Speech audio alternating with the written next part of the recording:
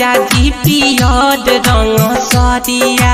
किन लाई सैया जी पियर रंग सरिया छठी माई के कोसी भरब होत भोर हरिया छठी माई के कोसी भरब होत भोर हरिया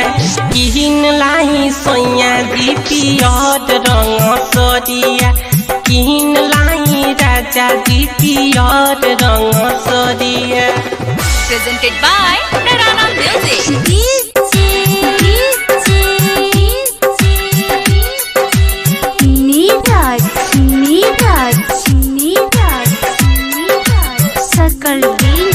Recording by Bihari Music Chakia. बड़ की दिया दिन जाके लैली गोटे दार जी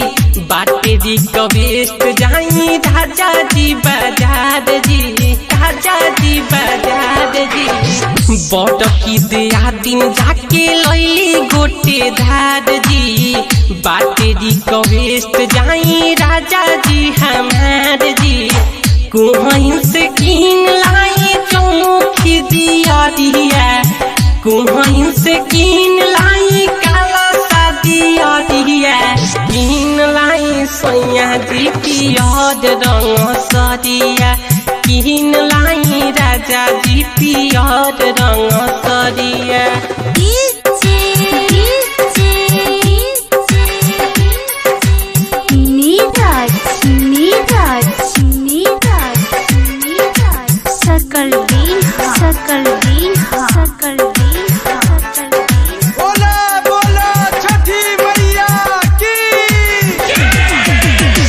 मासूम कभी बाटे तोहरे पनाज हो माई के पूजन करब खटिया पयाज हो खटिया पयाज हो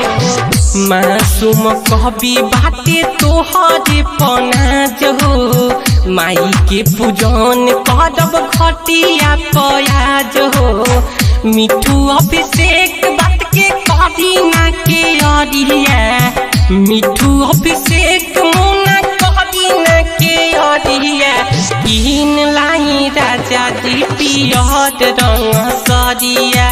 किन लाई सैया जी पियर रंग सरिया छठी माई के कोसी भरब होत भोर हरिया छठी माई के कोसी भरब होत भोर हरिया किन लाई सैया जी पियर रंग सरिया